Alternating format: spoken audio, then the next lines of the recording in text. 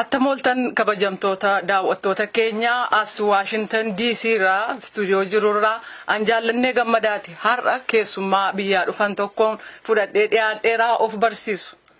Ani Baqqalaa Garbaan jedhama kanan dhufe biyya Itoophiyaa irraa har'a Washington DC'tti argama. Galatoomaa obbo Baqqalee akkuma beekamu obbo Baqqaleen itti aanaa dura taa'aa KFO'ti mana hidhaa turanii dhufuun isaanii in yaadatama.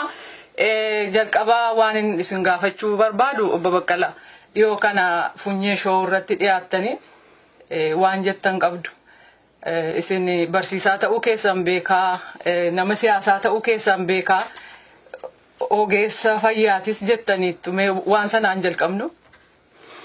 Dhuguma mana barnootaa kutaa 9 xumuree gara kutaa 10 akkan seenanii yeroo sanii health assistant sadarkaa jedhamuuni leenjii tokko dorgomeetanii ogeessa fayyaa ta'uudhaaf nan galee waggaa tokkoon leenjifamee isaan booda leenjii koo xumuradhee gara naannoo Kibbaatti carraan nagahee Yirgaa Caffee bakka jedhamu buufata fayyaa Yirgaa Caffeerraa waggaa tokkoof walakkaa akkasii hojjedheen booda deebisee mana barnootaatti deebi'ee barnoota kootti fufee isaan booda sadarkaa birootti darbe jechuudha. San booda barsiisaa achis immoo nama siyaasaa jechuudha. Kanuma gara Ameerikaatti attamitti dhuftan? Maaliif? Amma gara Ameerikaatti kanan dhufee fi affeerameetanii kanan affeeramee Solidarity Movement for New Ethiopia dhaaba jedhamu tokko dhaaba sanatu na affeeree jennaan hin dhufee namoota poolisii biyya kana tolchan isaanii wajjiniin marii tokko geggeessineerra kanumaafan waa'ee biyyaatti irratti mari'achuu biyyatti maalirra geesseetti garamittis deemaa jirti isa jedhu irratti yaada tokko walii hiruudhaaf. Hagam milkooftaniitu? Baay'ee milkoofneerra jennee yaanna biyyatti maal akka fakkaattu hubannaarra ga'aniiru maal ta'uu akka qabus nuti waan nutti dhaga'amu hiika ta'uu qaba waan jennu tokkos kaafneerraa fi isaanis kana bifa gaariitiin fudhatanii nu dhaga'aniiru egaa waan ta'u immoo gara fuulduraatti ilaalla. Gara jireenya mana hidhaatti isin deebisa yaadaan. Sin deebisuu koo miti garuu yaadaan. Mee maal fakkaata namni kana dura mana hidhaa keessa turanii ba'an manni hidhaa afaan Oromoo dubbataa jedhanii turan ammoo haallachi jiru maal? Ammas waan addaa miti yeroon seenis haa ta'u yeroon ba'ees haa ta'u manni hidhaa baay'inaan kan inni dubbatu afaanuma kanaanii. Bakkatti qoratamuutii jalqabee haga xumurateedhaasaa xumuratee ba'utti bakka hundumaa bakka deemnutti yoo laalle namootuma afaan keenya dubbatutu jira wayita deemnus bakka hundumaatti wayita bakka nutti jijjiiranii nu hidhanis mannaan nu godhamus kanuma agarsiisa. Namoota keenyatu jira jechuutu danda'ama garuu namoota eeganii jalqabee namoota mana sirreessaa bulchanii jalqabee yoo laalle immoo faallaa isaati kan nuti arginu maqaa keenyallee namoonni qajeelchanii waamuu danda'an illee hin jiran waama tokkoof barbaadamne yeroo waamamnu illee yoo laalle namooti maqaa keenya qajeelchanii waaman illee keessa hin jiranii jechuudha bulchiisa mana sirreessaa keessa silaa namni keenya jira jechuun hin danda'amu. Takka immoo achuma keessattuu mormii hin gootu yeroo mana murtiittis dhiyaatan immoo haalli faaruu tokko gochuu jira rakkina keessa taa'anii mormii dhageessisuun attamitti yaaddu? Rakkina keessa taa'anii mormii yookaan falmii gochuu caalaa wanti nama gammachiisu hin jiru mirga ofiif bakka hundumaayyuu taa'anii hin falmatu. Kan mana hidhaatti nu geessisu mirga keenyadha. Mirgi keenya bakka kamittiyyuu bakka sarbamutti tole jennee fudhannee hin beennu. Nyaata laganneerraa reebicha akka dhaabbatu halkan nama waamuun akka dhaabbatu nama reebuun akka dhaabbatu kana hundumaa irratti qabsoofneerraa qoricha fudhadhaa nuun jedhan hin fudhannu jennee dinneerraa uffata gaddaa uffannee baanee jennaan uffata san uffachuun dandeessan nuun jennaan qullaa keenya mana murtee deemneerraa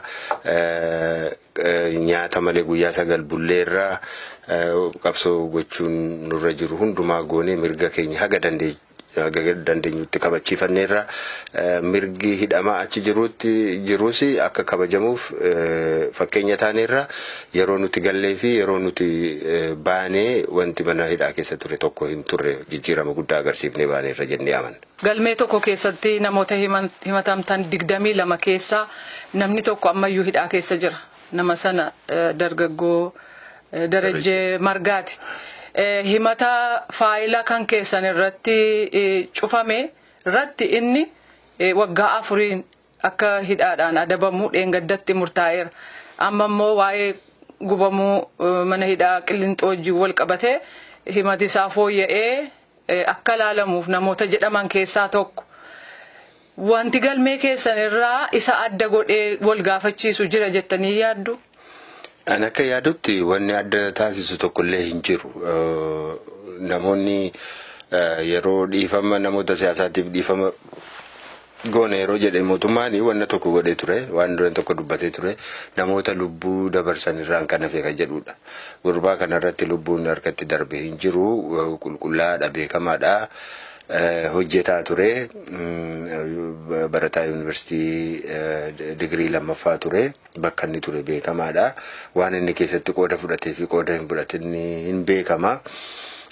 Nurraan ala kan ta'e sochii godhe qofaatti hin qabu. Garuu qofaatti adda bahee waggaa 4 murtaa'uunsaa baay'ee kan nama gaddisiisudha. Sababas kan hin qabneedha. Sirriidhas jennee hin amannu. Kana qofa yoo ta'u hin taane Darajjeen kan inni hidhames nu dura isaan booda immoo abbaa isaas fidanii itti dabalaniiru. Nama KFO'ti. Nama KFO'ti. Liigii dargaggootaa keessaati hooggansa keessa jira. Darbee abbaan isaas hidhaa keessa ture. Maatiidhumaan maatii isaanii balleessuu irratti maaliif akka karoorfame baay'ee namaa hin galu. Gubachuu mana hidhaa Qillinxoo keessatti harka akka inni hin qabne numa beekama. Garuu kan isaa maaliif addatti akka ilaalame amma naatti wanta nu galu hin qabu, baay'ee kan nu gaddisiisudha. Amma egaa Qillinxoodhaa baatanii namoonni ba'anis jijjiiru. Ammayyuu achi keessatti kan hafan baay'eedha jettanii yaaddu? Ammayyuu baay'eetu jira. Qillinxoo keessas jiru, Qaallittiirras jiru, Zuwaayin illee akka jiran hin beekna. Namoonni hiikamuun irra turanii fakkeenyaatiif kan qaama miidhamtoota ta'an illee kan hiikaman jiru. Namni miila lamarraa cite hin jira. Kanaan duras dubbii koo isaarratti kaasee tan ture. Dargaggoon tokko miila isaa rukutanii, miila isaa eega rukutanii booda miila isaa rukutame dhiisanii miila fayyaarraa kutanii, isaan booda miila isa rukutames deebisanii irraa kutanii. Miilli lamaanuu irraa cite immoo umurii guutuutti murtaa'e. Amma immoo yeroo namoonni biroon dhiifamni ta'e yeroo hiikamu ammallee hin hiikamne. Kun baay'ee kan nama gaddisiisudha. Kanaaf ammallee wal hin fakkaatu murtoon fudhatamaa jiru, tarkaanfiin fudhatamaa jiru kan wal qixxaatee fi kan hunduma ija tokkoon ilaaleedha jennee hin yaadnu nuti. Akkuma yaadatamu obbo Baqqala yeroo ba'uudhaaf jettani haalli keessumaa kan keessan xiqqoo rakkisaa ture gabaasuuf iyyuu yakki irratti hin argamne walabaa mirgi wabiyaa eegamu mirga wabiin ba'uun danda'u isa booda moo waa'een dhukkubsachuu keessan dhufe waan adda addaa wal qabatee haalli sun gara duubaaf fuulduratti deemuunsa obsa namaa waan fixachiisu fakkaatee ture. Egaa akkuma jedhamu gara dhumaarratti rakkoo baay'eedha kan nu mudate. Egaa abbaan alangaa nurratti qulqulleesseen booda ragaa nurratti dhiyeeffateen booda ragaa sana ilaalanii ofirraa ittisaa jedhanii ofirraa ittisaa yeroo jedhan garuu keeyyatan ittiin himame gadi buusanii turanii. Keeyyanni sun kan mirga wabiin hayyamsiisu ture. Akkuma isaatti ulaagaa sana guutee mirga wabii akkanaa kennamuuf maallaqas qabsiisee hagan lakkifamus jedhamee ture. Egaa akka gadi lakkifamuuf xalaan barreeffamee mana sirreessaa gaheetiin booda deebisanii immoo akka hin danda'amne natti himanii. Haa ta'u iyyuutii sadarkaa itti aanutti darbee ammas abbootii murteetiin irra deebi'amee ilaalama jedhanii. irra ilaalanii irra deebisanii ilaaluudhaaf silaati akka seera isaatiitti baay'ate torban tokko lama fudhata ture garuu kana irra deebisanii ilaalanii intaa yookaan hin ta'u hiikamuu qaba yookaan hin qabu jechuudhaaf ji'a torbaa ol fudhate jechuudha. Kanaaf haalumti haqaa biyya sana keessatti maal akka inni fakkaatu kanarraati iyyuu arguun ni danda'ama. Isaan boodagaa kama keenya jala nuti ragaa dhiyeeffannee turre ragaa nuti dhiyeeffanne immoo ragaan keenya akka dhaggeeffamne akka dhaga'amne taasisanii namooti nuti waamne akka isaan mana murteetti dhiyaatanii akka isaan ragaan kennine taasisanii sababii kanaatiif manni murtee wayitaa kana murteessu nuti murtee kana dhaga'uu hin barbaanne murtee sana dhaga'uu diduudhaan mormanne faarfanne isaafis immoo seera cabsitaniitu jechuudhaan ji'a jaha nutti dabalanii isaan booda immoo hin dubbannu jennee duraan dubbachuudhaan wacuudhaan jeequudhaan ji'a jaha deebisnee immoo callisuudhaan immoo ji'a jaha nutti dabalame waggaa tokko akka nutti dabalamu taasifame haa ta'u iyyuu malee immoo dhiibbaa uummanni keenyaa fi keessumaa qeerroon keenya taasiseen uummanni keenya biyya alaas jiru biyya keessas jiru dhiibbaa isaan taasisaniin kun hundumtuu utuu hin ta'in gadi lakkifamuu dandeenyeerra jechuudha. Sana hundumaa dabartanii yeroo baatanii simannaa uummataa attamitti ilaaltan sababiinsaa duraanis hidhamtanii baatan waan ta'e waan adda argaa turtanii? Egaa simannaan uummataa akkam akka ture hundumti keessan argitaniittu kanaan dura wayitan bahee nama baay'ee natti dhiyaatan namoota muraasa qofatu dhufanii mana kootti dhokatanii sayyoo asiifachi ilaalaa ol seenanii na dubbisanii bahuu turanii amma garuu namoota 60 hedduutiin lakkaa'amutu poolisiin Oromiyaa utuu hin hafin na walaalchanii na geggeessanii manaan nagaanii ulfina guddaadhaan gallee uummanni keenya jaalalanni nuuf qabu jaalalanni nama haqaaf falmuuf qabu jaalalanni haqaaf qabu bilisummaa isaatiif qabu karaa biraa immoo morbii mootummaa kanarratti qabullee kan inni itti agarsiisedha jechuudha. Kanuma wajjin simannaatti wal qabsiise Adaamaa keessatti simannaa ta'een bulchituun magaalaa sana akka turan jechuun dhaaba OPDO bakka bu'anii dhiyaatanii turan isa kana attamitti ilaaltan? Wanni nama ajaa'ibu isaadha. Adaamaa keessatti hiriira nagaa geggeessuudhaaf xalaa seeraan galfadhee nama muraasa fudhadhee hiriira bahuudhaaf wayita yaalee biyyuman itti dhoowwatamedha. Waltajjii dhumti an gaafa sana irratti dubbadhee hiriira irratti bahuudhaaf gaafatamee kanan dhorkatamedha.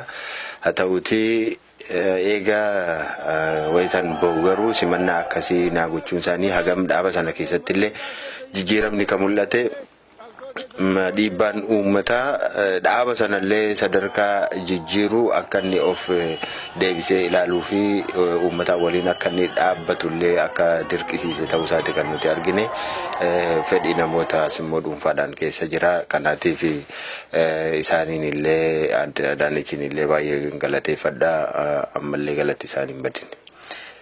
Gaafa sana gaafa haasaa gootan dargaggoota kakachiisaa turtan? Dhugaadha dargaggoonni keenya waan gaariif akka isaan hiriiraniin barbaada. Mirga isaaniif immoo akka isaan falmataniin barbaada. Biyyi kun biyya nagaa akka isheen taatu nan barbaada.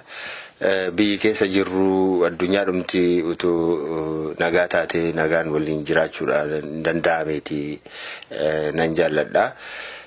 Sababii kanaatiif mirga isaanii karaa nagaa qofa akka isaan falmataniif nan jajjabeessa. Kan isa cabsee dhufu immoo yoo jiraate akka jala dhaabbataniif nan gorsa nan jajjabeessa. Kanaaf dargaggoonni homaa akka hin balleessine warshaalee akka hin cabsine nama akka hin tuqne mirga saba biraas saba keenyaas akka hin tuqne kanarratti jajjabeessaan ture ammas hojii kooti gara fuulduraattis qixuma kanaan qabsoo karaa nagaatiin haga mirga keenya guutummaatti gonfannutti itti fufnaa jechuudha. Egaa mana eeganii saree qoricha qotuu jedhu amma baataniitti sochii waajjira keessan kan KFO iddoo iddootti waajjira banuu fi sochiin itti jirtanidha. Eega baaneeti eega labsiin yeroo atattamaa ammayyuu hojiirra jira.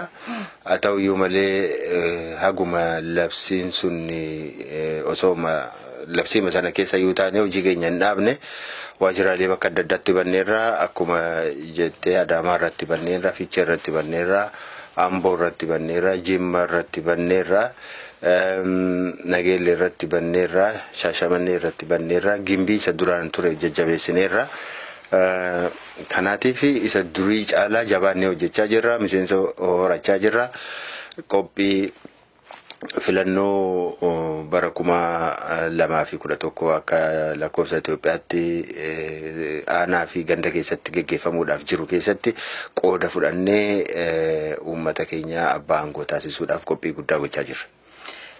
Dr. Mararaan kana dura haasaa godhan keessatti Oromoon hundumtuu tokko ta'eera. Dhaabni Oromoos walii wajjin hojjetaa jira. Attam kana OPDO sana KFO jenne adda baasuuf rakkataa jirra jedhu isin attamitti ilaaltu? Dhuguma rakkataa jirra. Rakkachuun keenyas immoo gaariidhuma. Uummanni keenya tokko taanee nuu ta'ee yoo rakkannu uummanni akka malee tokko ta'ee jira. Buqqeensi Harargee, Baalee, Gujii fi Booran irratti ta'ee uummata keenya akka malee tokko taasisee jira.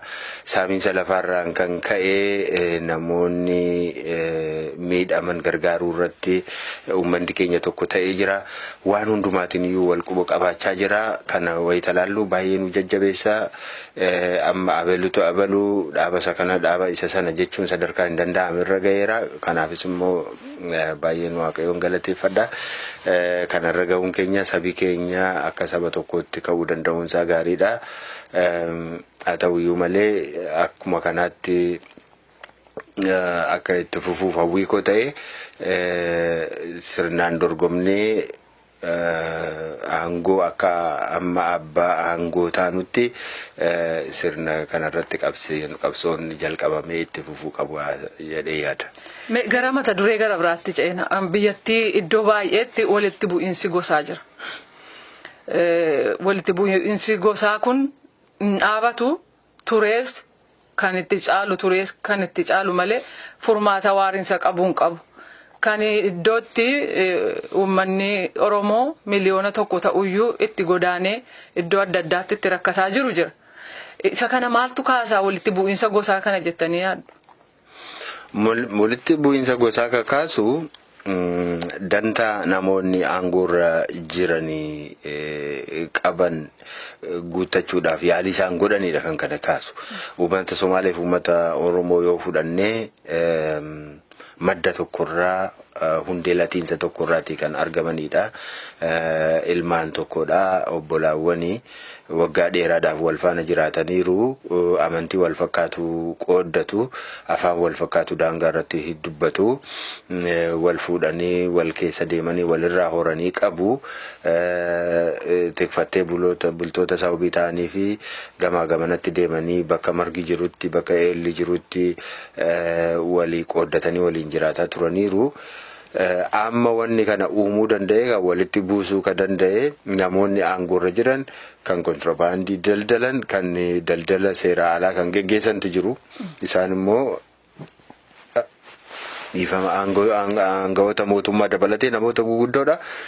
Isaan kanatu waan kana keessatti qooda fudhatee yeroo naannoonni Oromiyaa keessumaa ka'ee kontrabaandiin kun dhaabbachuu qaba, daldalli seera alaa kun dhaabbachuu qaba jedhanii wayita isaanii wanna tokko daangessu wayita isaan jalqaban gosoota gidduutti rakkoon akka uumamu taasisanii wal rukuchiisanii uummanni gara miliyoona tokkotti lakkaa'amu akka qe'eerraa buqqa'uu dhiigi namaa akka dhangala'u lubbuun akka darbu taasisanii jiru jechuudha.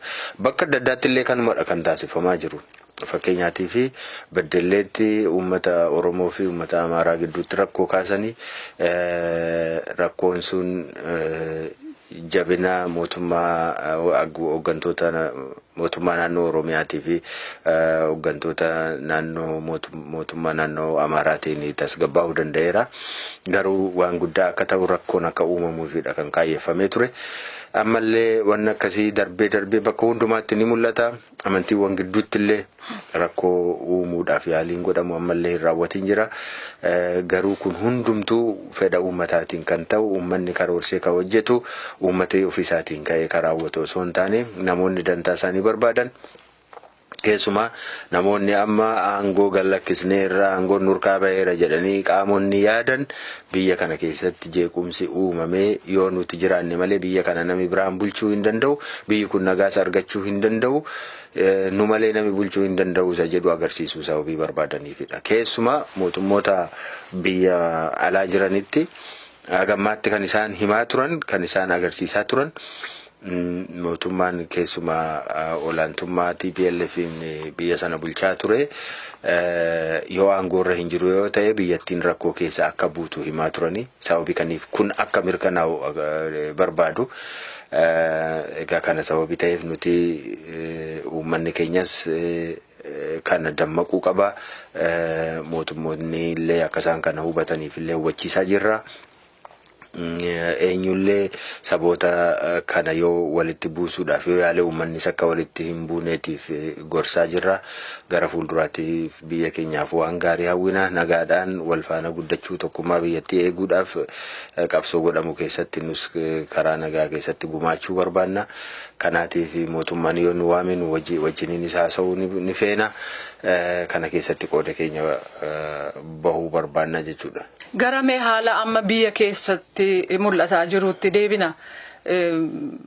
Akka amma haala aangoo fi waan jiru hundumaaf tochi ta'aa jiru keessaa dhuftanii argitaniittu attamitti ilaaltu? Sochiin amma jiru keessumaa Oromiyaa keessatti sochii guddaa taasifamaa ture. Waggoota lamaan darban kana sochiiwwan kun irra jireessaan qabsoo karaa nagaa irratti kan hundeeffaman turanii. Baay'ina dargaggoota hojii hin qabne haga kanaa laallee tarkaanfii isaan fudhataa turan yoo laallee baay'inaan ammayyuu qabsoo karaa nagaa irratti kan cichan ta'uu isaaniiti kan arginu. Darbee rakkoowwan tokko uumamaniiru. Kanas mootummaanis keessaatii harka qaba. Yeroo dargaggoota wayita tuttuqu gaaffii isaanii sirriitti yeroodhaan deebisuu wayita dadhabu dargaggoonni aaranii tarkaanfilee adda addaa kan fudhatan bakka tokkotti hin jiru. Garuu walumaa galatti yoo laallee akka baay'ina dargaggootaatiif akka aarii isaaniitiif akka miidhaa isaanirra waggaa dheeraa tureetiif yoo qabne laallee akka immoo barsiisni hin kennaminiif namni isaan bira ga'ee akkaataa isaan itti hojjetan itti qabsa'an itti himuu hin dandeenye kana wal bira qabne yeroo laallu qabsoon dargaggoonni keenya gochaa turanii sirna qabeessaa fi naamusaan kan guutamedha jennee dubbachuu dandeenya. Har'a jijjiiramni tokko sababii kanaatiif hin jiru. Muummichi ministeeraa haaraan gara aangoo dhufaniiru. Otoo muummee ministeera haaraan kun gara aangootti hin dhufne ta'eeti tarii rakkoo guddaa keessa seenuu dandeessi turte biyyattiin. Amma haa ta'uti aga tokko yoo tasgabbeesse yoo ammas gaaffiileen gaafataman ni jiru. Namoonni nuufaa hiikaman jedhu. Waraanni amma biyya keessa bobba'ee jiru kun uummata keessaatii haa ka'u gaaffiin jedhu ammallee hin jira. Labsiin yeroo atattamaa akka ka'u barbaadu kun gaaffii uummata keenya hundumaati. Haa ta'uyyuu malee mootummaan kana gochuu irratti ammas miila harkifataa sababii jiruuf rakkoon kun yeroo gabaabaa keessatti deebi'ee ka'uullee ni danda'a jennee shakkii qabna.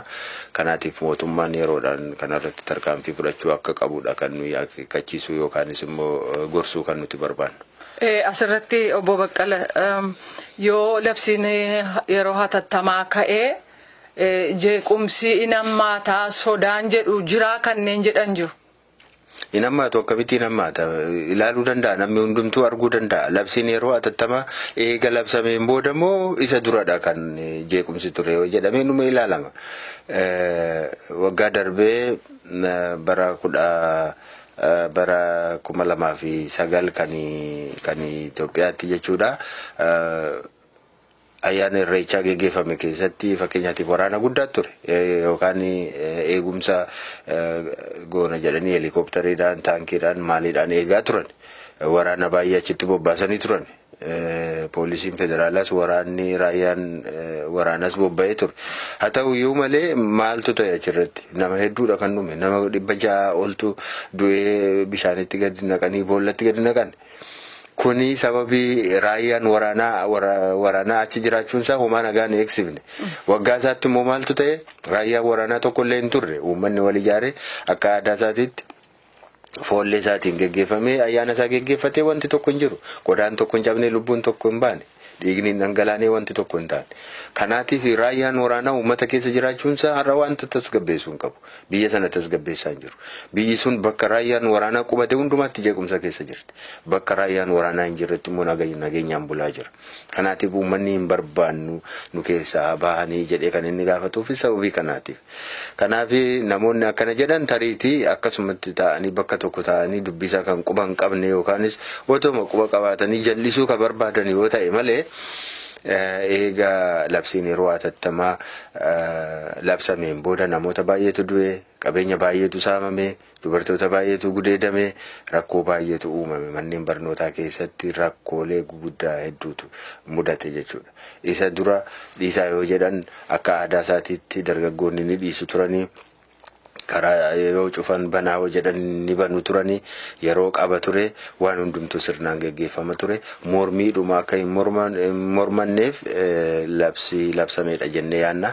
Keessumaa immoo sochii dhaabbilee siyaasaa nuti warra mana hidhaa keessaa baanes immoo sochii keenya daangessuudhaaf kan hojjetameedha, kan labsameedha jenneeti kan nuti fudhannu. Egaa akka dhaabaatti akka jaarmayaatti KFO'n jijjiiramni bu'uuraa arguu yookiin argamsiisuun barbaadu yookiin argamuu qaba jedheetti amanumaa hin? Jijjiiramni bu'uuraa argamuu qabu nuti jennee yaannu mootummaa ofiisaatiin filateen buluu qabaadha biyyi kun. Hagammaatti mootummaa ofiin filateen bulaa hin jiru. Mootummaan filannoon geggeessa jedha, garuu filannoon sun filannoo hin turreedha kan nuti jennu. Maaliif filannoo akka hin turre kan beeksisu 2007tti filannoon geggeeffame. 2008tti warroonni filataman mana maree seenanii hojii jalqabanii kaabinee haaraan muudamee ji'a 2 otoo hin gahin lolli ka'e guutummaa biyyattii keessatti jeequmsi ka'e. Kana jechuun sabni tokko mootummaa dhibbaan bahee filatee ji'a 2 gidduutti irratti ka'ee dhibbaan hin mormu. Kanaatiif hin filannee jechuudha. Mootummaa hin filanne. Kanaatiif kan nuti gaafannu mootummaa ofiin filateen haa bulu uummati kunii kan jedhudha. Kana gochuudhaaf immoo ammaa jalqabee sirni filannoo bilisa ta'ee fi dimokiraatawaa ta'ee kan ogeeyyiidhaan yookaan professionalaataan kan gaggeeffamu ammaa jalqabee uummatatti himamee tarkaanfiin tokko fudhatamuu qaba. Filannoo dhaatii fi karaa banamuu qaba. Amma dirreen siyaasaa amma cufamee jiru kuni banamuu qaba. Akka dhaabbileen siyaasaa mormitoonni socho'uu qabu, uummata isaanii ijaaruu qabu, waajjiraalee banachuu qabu, uummata barsiisuu qabu. Kanaatiif filannoo dhufuuf of qopheessuu qabu. Kana biyyattii dimokiraatessuu yookaanis immoo biyyattiin akka kanaatti itti fufti yoo ta'e immoo akka biyyattiin baddu taasisuun ala filannoo sadaffaan hin jiru jennee yaadna nuti. Qabxiinaan kaasuuf jedhee xuxxani filannoo sattaanu keessatti in hirmaachuuf akka paartiitti qophiin keessan maal fakkaata akka amma haala jirurra? Kan nuti amma gochaa jirru qophii guddaa gochaa jirra. Filannoo isa 2012 osoo hin eegin nuyi 2000 amma silaatti caamsaa kana keessa kan gaggeeffamu filannoon ka aanaa fi ka gandaa tureera waggaa dhufutti dabarsaniiru. Haa ta'u iyyuu malee isa waggaa dhufutti aanaa fi gandarratti gaggeeffamu kana keessatti ga'umsaan qooda fudhannee aangoon gara harka uummata keenyaa akka galuuf qophii gochaa jirra. Kanaaf kan nuti waajjiraalee bakka hundumaatti kan nuti banaa jirru, uummata keenya bira ga'uudhaaf kan nuti yaalaa jirru. Kan nuti labsiin yeroo atattamaa kun ka'uu qaba. Harka keenya diriirfannee nus miila keenyaan uummata keenya bira geenye ijaaruu qabna, hojjechuu qabna. Biyyi kun akka nagaa taatu yoo barbaadamee fi kan nuti jennee mootummaatti har'as boris yeroo hundumaa kan nuti itti himnu kanadha jechuudha. Kanaatiif nuyi qophiidha. Isa 2012 osoo hin taane 2011 isamma aanaa fi gandarratti geggeeffamu keessatti ga'umsaan keessatti qooda fudhannee amma jalqabnee aangoo harka keenya galfachuu barbaanna. Iddoo amma jirrurraa biyya keenya gara fuulduraatti maal argitu sin? Ani waan gaarii natti mul'ata. Amma rakkoo keessa jiraanne iyyuu qabsoo karaa nagaatti ciccinee waan nurka jiru kana otoo hin diigin, otoo hin balleessin, otoo gugubnee hin balleessin waan amma nurka jiru kana qabannee karaa nagaadhaan mirga keenya falmannee namoota feeneen namoota filannuun bullee sabaaf sablammii biyyaadhaa biroo wajjininis nagaa jiraannee biyya badhaatuu gara fuulduraatti ijaaruudhaaf carraansaa ni jira. Garuu kana keessatti mootummaan qooda fudhachuutu irra jira. Kana hubatee yoo mo'ames kana tole jedhee fudhachuudhaaf qophii ta'utu irra jira. Nus karaa keenya yoo moones yoo mo'amnes tole jennee fudhachuudhaaf mootummaa biyya dimokiraatawaa taate ijaaruudhaaf abdii qabna. Kana gochuudhaaf waan nurraa barbaachisus ni goona jechuudha. Egaa daawwattoonni keenya baay'een hin gaafattuu jedhanii yaadu jedhee yaada. Gara dhuma marii keenya irratti waa'ee fayyaa keessanii. Egaa fayyaan koo ammaaf waan na sodaachisu hin qabu hin jiru. Haa ta'uuti egaa waan natti dhaga'amu tokko mana yaalaa deemee turtii koo kana keessatti turtii ji'a lamaa ol as nan tura. Ji'a lamaan kana keessatti waan barbaachisaa ta'e qoratamee ilaalamee waan dawaana barbaachisoo jiraate fudhadhee deebi'uun barbaada. Ammaaf garuu naguma koon jira. Kan biraa marsariitii adda addaa irratti akka ba'etti Ameerikaa keessa iddoo adda addaa deemuuf sagantaa akka qabdanidha. Kaayyoosaa himuun barbaaddu yoo ta'e. Kaayyoonsaa uummanni keenya yeroo nuyi hidhamne nu waliin hidhameera jechuu dandeenya. Qalbiinsaa nu wajjin jira. Yeroo manni hidhaa Qilintoo yeroo nu gubate uummanni keenya bakka jirutti rifateera, baay'ee sodaateera, baay'ee gaddeera, baay'ees nu kadhateera. Yaadaanis nu wajjin tureera. Akka nuyi mana hidhaatii hiikamnuufis immoo hiriira bahaa tureera. Petitionii adda addaa barreessee mootummoota adda addaatti dhiyeessaa tureera. Karaa adda addaa karaa HR kanallee petitioniidhaan nu hordofaa tureera. Sababii kanaatiif uummata kana galata galfachuun barbaada.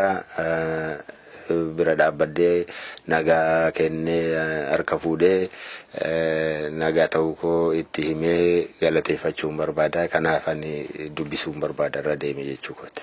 Obbo Baqqalee Garbaa as stuudiyoo keenya Washington DC jirutti argamtanii gaaffiif deebii nu waliin gaggeessuu keessaniif maqaa daawwattoota keenyaan hedduu galatoomaa. Isinillee waan naaf heertaniif fayyaa ta'aa galatoomaa isinii jedha. Egaa daawwattoota keenya sagantaa keenya kanumaan xumurra Washington DC irraa nagaatti kan hin jedhan Jaallannee Gammadaati.